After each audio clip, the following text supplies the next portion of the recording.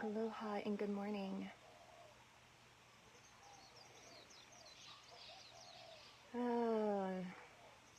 The energy today, yes, I can definitely feel there's a lot of shifting going on. And so as we welcome in the new shift into the new earth, I want to start off with offering a lesson via Radical Non-Duality. Because as it is, what we have now are the lessons that were within the third level consciousness in the matrix. And we've gotten glimpses into the fourth level and even glimpses into the fifth level, but it is not the programming. We're still running off the old programming. So identifying our old conditionings and old cycles and replacing it through radical non-duality. You don't have to understand what's happening, but it's basically, I'm going to read from the scripture real quick from the book of the Map of Consciousness, and they explain it perfectly. So what we're doing is really going to start disassembling the illusions of dualism. Dualism, everything that we were taught, how we were taught the world works. This is Newton's paradigm, and it does become the block. So, as it says in the book, to merely know that all things are happening of their own accord with no external cause begins to disassemble the illusion of dualism, which presumes a doer. The difficulty with most spiritual students is that they are stuck in the Newtonian paradigm of reality, in which there is a this causing that.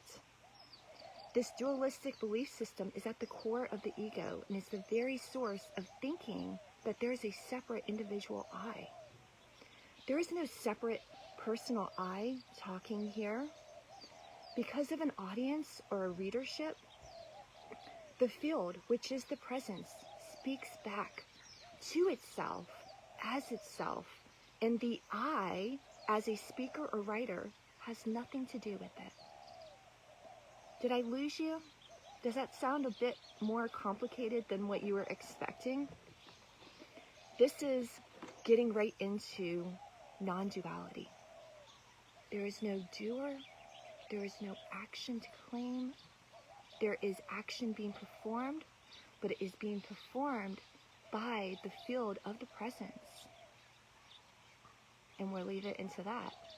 So today, what I really want to discuss as we go into the shift, as I've pointed out in more ways than one, that the shift is a beautiful shift going into collective consciousness, but how that really works, the way of the universe, the way the universe gets us to heal in this earth simulation, because that's what we're doing here. We're in a simulation and we're in school, is to trigger whatever needs to come out. Meaning whatever comes up that surfaces. Now, in the past, we have been led more into thinking a trigger is something that you just need to hold on and keep inside and like let it out later and don't express it and don't make sure you're not projecting it and stuff like that, right? However, it's the awareness that we're projecting, and we just developed that awareness that we project. So if you were really to take away that give up should and shouldn't, you will see that the whole point is to identify whatever is coming up for you.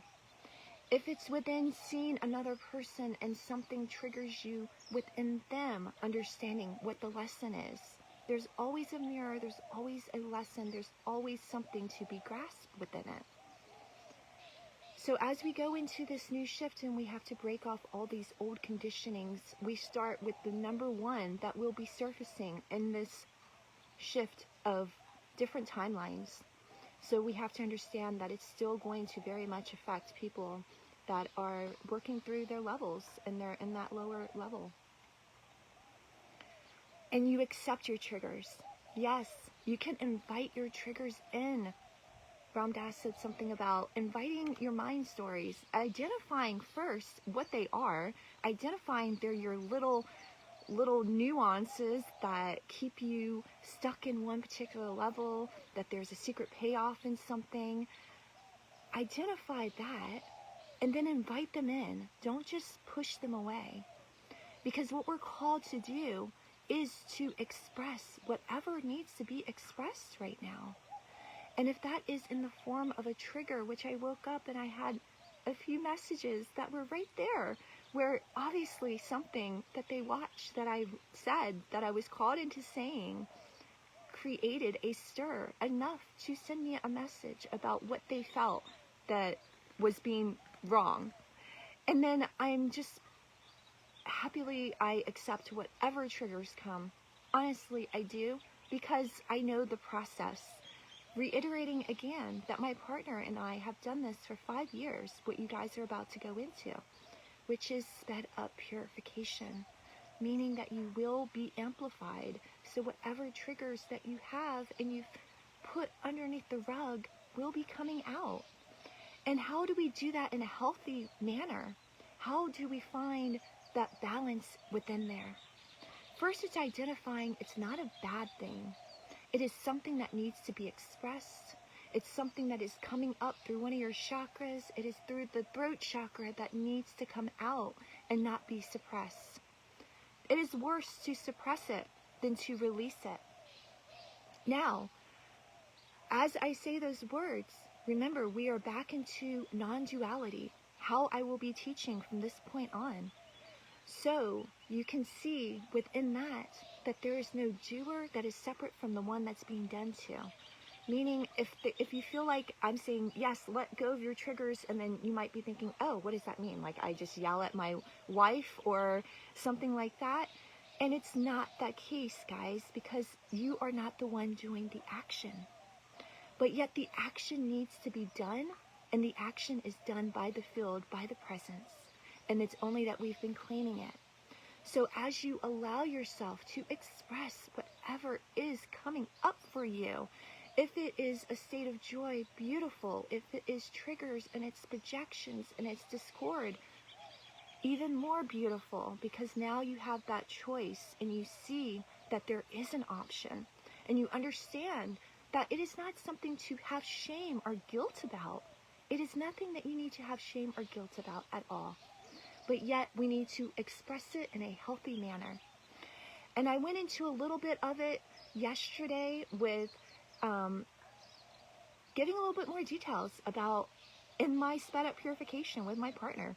Every single door in our house is busted. It swings both ways. It's not supposed to swing both ways. We have holes in the wall. All my singing bowls have gotten destroyed from something getting thrown at it. But understand, that was energy that needed to come out. Now, pausing for connection.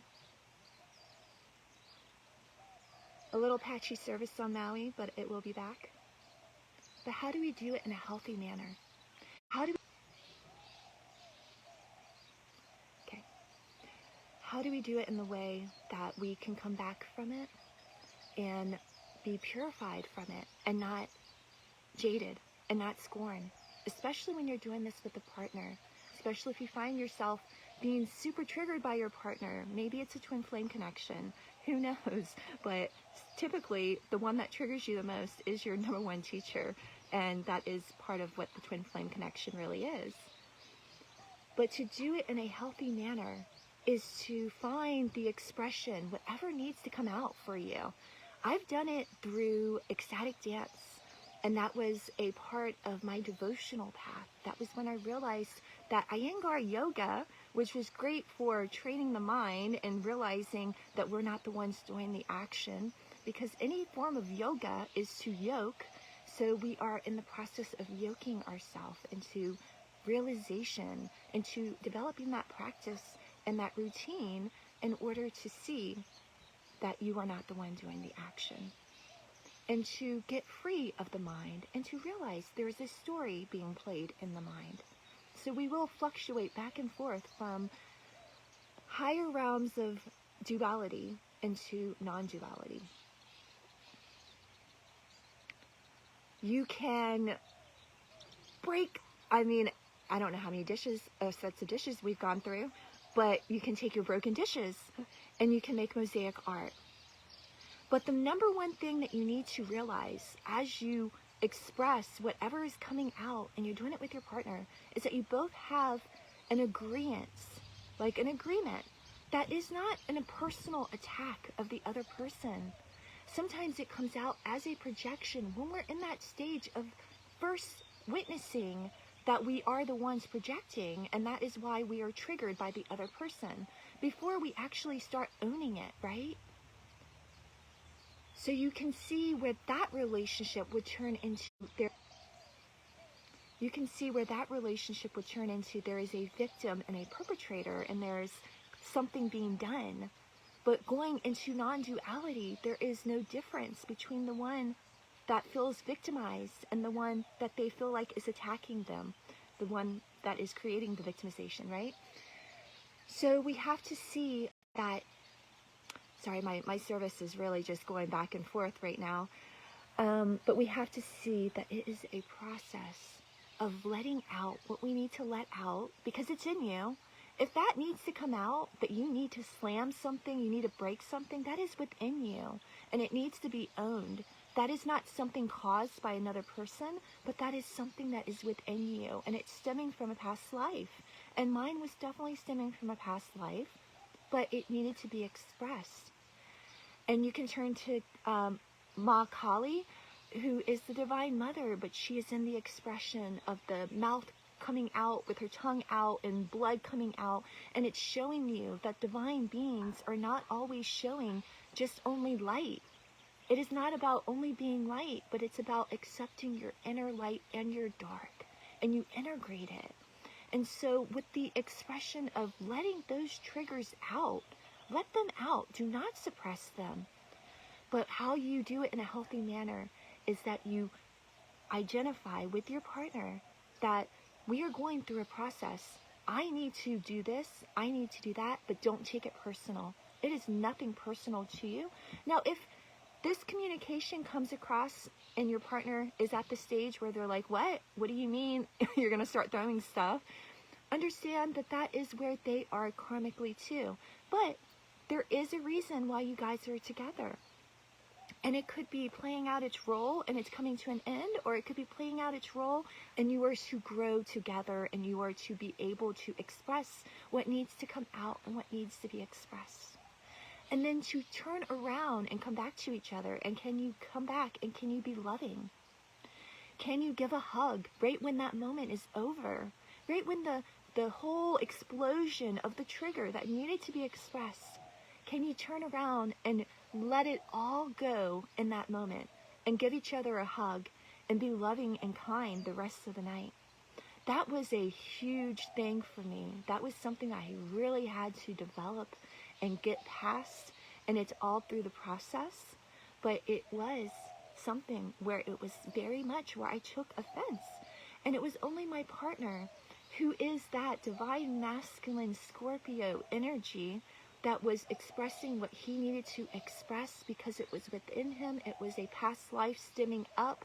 It was something that needed to come out. And just because I was in the line of fire standing in the kitchen when he came through and he had to do that, there were moments where I took it and I made it personal. And I'm like, do I want to be in a relationship like this? And then I start looking at all the things and judging what he is doing, but it's not for me to judge, because right behind the corner was my expression that needed to come out, something stemming from my past life. And it was within finding the compassion in that moment that I was called to do after having that experience. And you see that it truly is through having the experience that we learn and we develop an understanding. It was through me having to express and throw something myself after I realized when I was judging him that I'm going through that exact thing too. And all he was doing was expressing whatever he needed to express. So let's go into this new shift with that energy, understanding, yes, no matter what, we will still have projections in the world. That is one of the stages. That is where we are at. There is a balance. Everyone is doing their own thing at their own level. So that will still play out. And they will hear words that they don't want to hear as this new energy comes out, as this new teachings come out. And again, I invite you, if there is something that you need to get off your chest that I am saying and it is on you, feel free. Yes, you can go ahead and express your trigger, DM me, whatever, leave a comment. I do not care. Because I understand the process, and the process of healing is going through and identifying, letting those triggers out, knowing that it is a natural step and that you do not have to feel shame, you do not have to feel guilt. But once you identify that it needed to come out, you also identify if there's a cycle where maybe spiritual ego has developed something within just hearing those words, and it's like, oh, I can just do this and I can just do that and it's fine. But understand, cycles still continue. So as you develop that awareness, as you first need to have the experience, first we have the experience, first we are stuck in the moment of the trigger and we have no control. It is more of an emotion that has taken over. It's unidentified. It took over. And now we have the whole chemical surge. And it's very hard to come back from it when you're right there in that trigger. So you don't have to try to come back from it. That's when we get into that state of shame and guilt. But yet sit with it and allow it to explain whatever it is trying to explain to you by just sitting with it. Now, the second stage of awareness is when we develop a witness and an observer. And in that second state, this is outside of 3D matrix. Let's call it closer to the fourth level consciousness moving into fifth level. But it's still fourth level consciousness. With that witness and observer, now you have that choice. Now you are in the choice to be able to distinguish that there is a trigger coming up. Am I going to continue my old cycle that has been identified? And am I going to have a reaction, which needed to happen at first, but now we're in that second stage. So this is where we start developing that awareness and we correct our path. Do I choose to have a reaction, which is my old method of the past? It's my comfort zone, yes? Or do I take that new awareness and do I have a collective response? So within that second stage, you are aware enough of the first that you were having triggers and projections. Now that you see it, you have that choice. And within that choice is what helps elevate you or keeps you in that same level. So understand that by our choices, yes, we do have our choices. Those are things, that is the spiritual will, that is the soul has to invoke how it's going to go. But we do have those choices. So moving from higher levels of fourth level consciousness going into fifth is when we get into the third level of awareness, where those same exact thoughts, those same exact triggers that were showing up in the first and the second, that were first the trigger, and now it's through the witness and the observer that we can identify there is a trigger coming up and we choose to respond or react. The third one is there are echoes of the same exact trigger, because we will see that everything is stemming from one deep-rooted trigger. And that is what I go into in my channeled blueprint about how to get past the fourth level consciousness and the traps of the mind. Identifying your deep-rooted trigger. The deep-rooted trigger, the mothership shield. Once you identify what is causing all of the discord, it takes down the shield of the mothership like an alien UFO. And now all the other UFOs, individual from the mothership, have their shield taken down too, which are your triggers. And once you identify, as I identified, and this is my process, and that's why I'm sharing it, this is exactly how I did it. I identified my trauma was within relationships. And I could see where it was starting to stem from with that identification of the mothership. all of the other triggers are now identified that would be manifesting. But you see that it is stemming from one particular thing.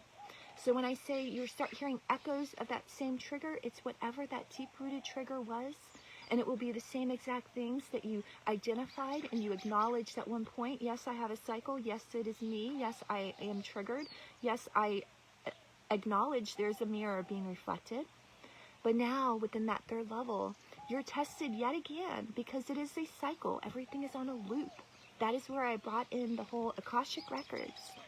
And you are being looped by whatever is your trigger, whatever is unhealed within you, because the Akashic records holds all the memory, all the storehouse of every single thought you ever had, every single action, every single everything for everybody.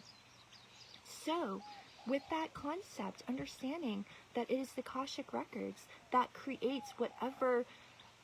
I used an example of a flashcard. Imagine that it's just flashcards on repeat, going around on a loop. Does it get your attention? Does it get a reaction from you? Check. Yes, it does.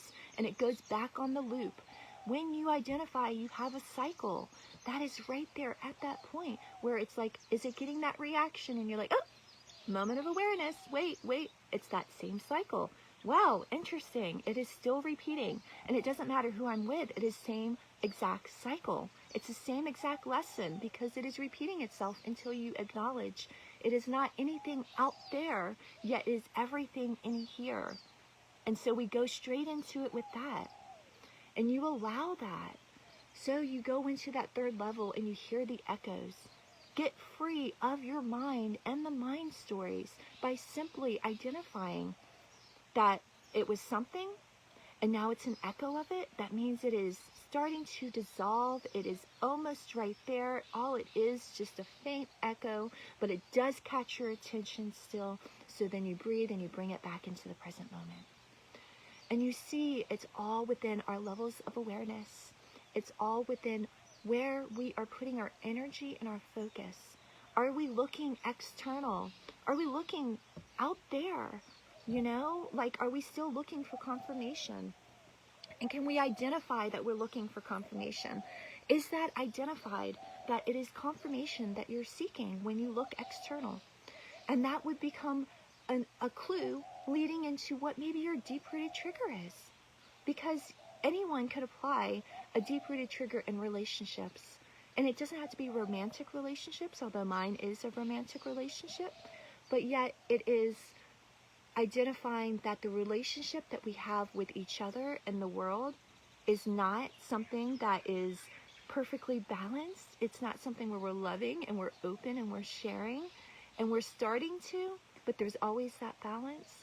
So you can see that just identifying any particular thing does help start with those manifestations of where those discords are going to start showing up in your life. And that's the only reason why you feel stressed.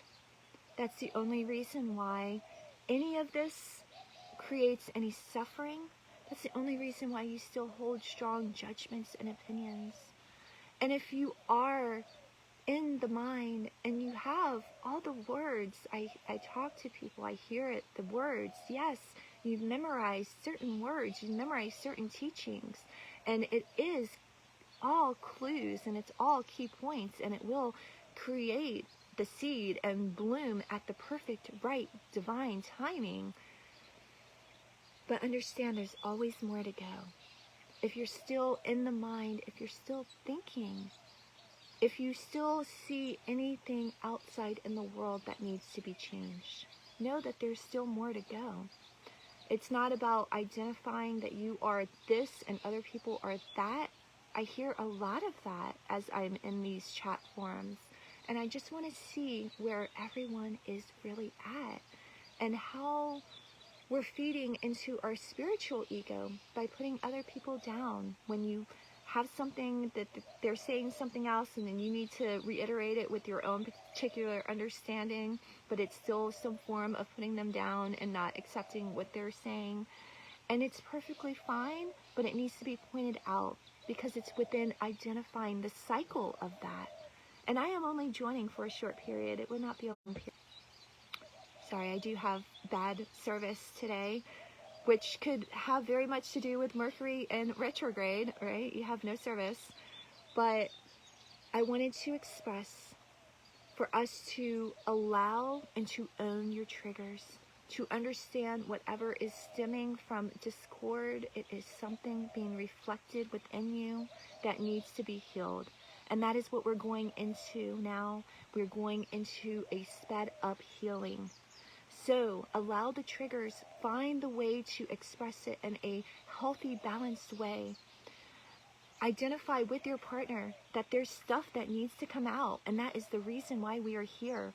It is not to hold everything in and to try to only portray light and to not accept our dark, but it is an integration. It's always been an integration of light and dark. This is the yin-yang of duality, but then to enter the non-duality, I invite you to imagine the yin-yang and how there's an S-curve that separates the light and the dark, and each one has a little bit of each. But that S-curve in itself is what explains that we are outside of duality and that we are in non-duality. We are within 3, not 2. By adding that S-curve, number 9, that is God. The other, the S, the yin and the yang is the 3 and the 6. And you see that it is that creation of that 3, 6, and 9, the Taurus. And we'll go more into that and more into how every single thing that is living and breathing is creating energy from that pattern, the 3, 6, and 9. And they all had their individual Taurus, free energy. There's a lot I will be revealing. There's a lot that goes with each. But for today, we are only talking about the triggers, how to let them out and to identify old conditionings of how we were taught. Taking you back to when you were a child, and the first thing, how you learned if you wanted to get something was to yell and scream and to try to get that attention from mom, yes? And then mom is embarrassed because she's carrying her own triggers, her own trauma that she's carried on and has passed on to you. But yes, your triggers are still from past lives. But there is a connection with that whole passing on generically as well. Because you'll see that we are birthed into our family in order to help each other in some karmic understanding. And I learned when I went to go see my mom on mainland a few months ago, as I was in my shift, as I was right there still getting those lessons, as I was being challenged yet again, what I am called into doing, and I've pointed this out on my Instagram, but not on here, so I will go ahead and mention it, is that when you are on the path of devotion, when you get called by God, you are asked to do these random, very bizarre things, but they do connect, and within developing that level of awareness, and as things get revealed, because it is a process of everything being revealed, again, non-duality, nothing is happening, nothing is being created, there is no doing this or that, yet it is a process of how it's being revealed based off of the level of consciousness, how you perceive the world, and you can only see it to the level that you're at. So that is where we are, just right there in Newton's paradigm, thinking that there is a this causing that, but yet it is a process of how it's revealed and when it's revealed. And you see, more and more, the less we need to claim, less we need to hold and think that we're the ones doing that. Yet, understanding that we naturally, if you sit here and you really create that witness and you really observe, and you hear the internal stories, and you hear, oh, maybe I want some coffee right now. Maybe I'm going to get off and get some coffee. Or maybe I want to do this, or should I do this later? And you realize how much the stories are playing out, how much they're really there. But outside of the stories, you will see that your body goes into action. And it goes into action without really even needing to do anything besides clear that the story is being played. And we're so caught up in the story as the body's going to action that we have already distinguished if we decide if it is a shameful action or if it's not a shameful action. If it is something programmed within us that says, oh, I read I should only have 1 cup of coffee a day, and now I'm heading into having 2. Do we have that conditioning that is playing in our mind about what we should and shouldn't do? Into non-duality, the freedom of non-duality, take away should and shouldn't. And that does not mean that you go crazy and chaotic, because within that, keeping in mind that the action is not you. So there is no action to claim. There's nothing that you could do anything outside of what was already going to happen. But yet it's taking away the story that happened before your body went into action. And that's enough to ease into the day and to welcome our new shift into new earth, into this new beginning, into this new awakening.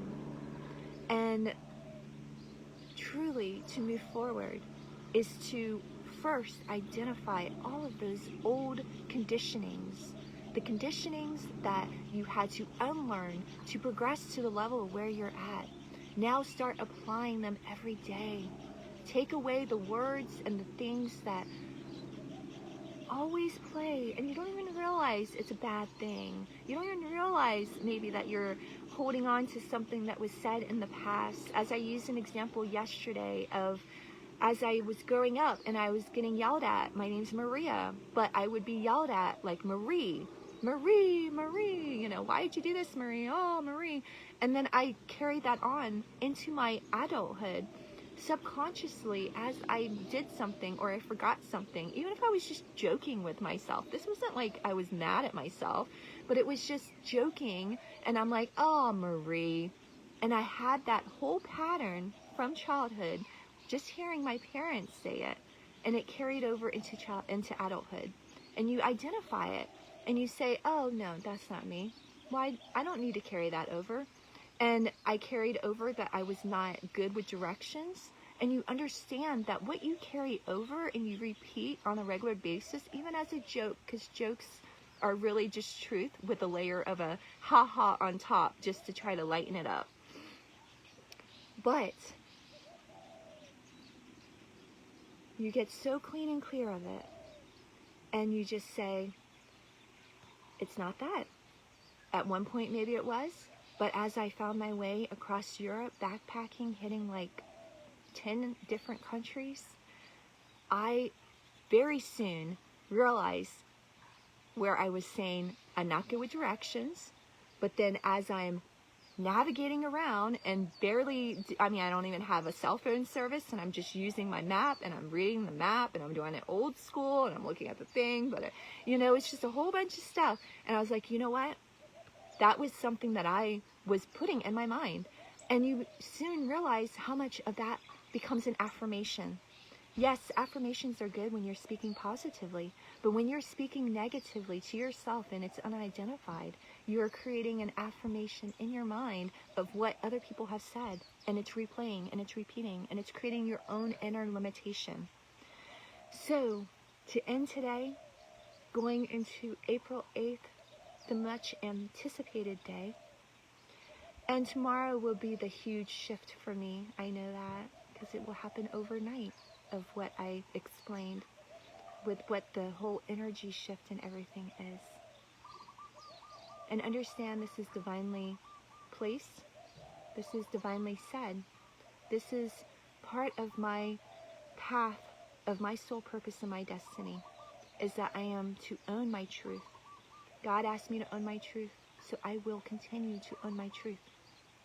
Whether it creates triggers or not, whether it makes you feel like that, why are you claiming you're the first one to awaken in the new earth?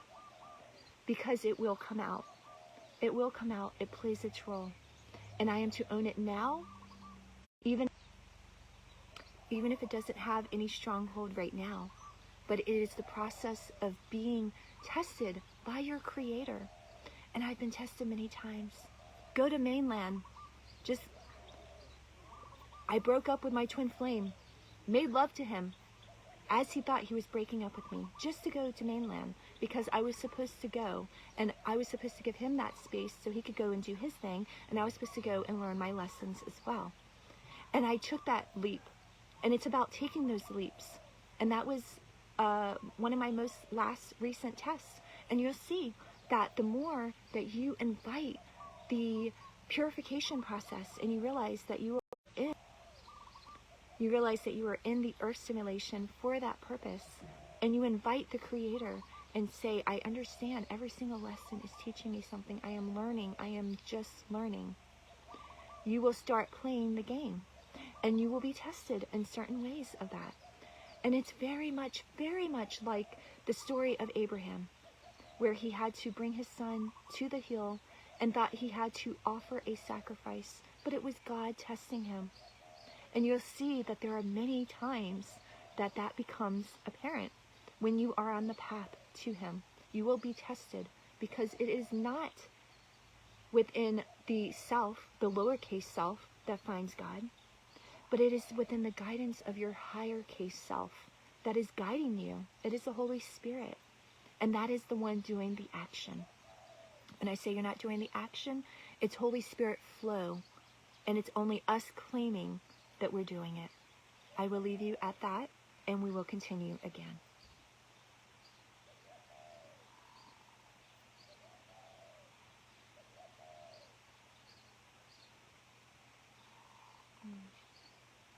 Accept your light and your dark, and find out what true light really is. It is that integration.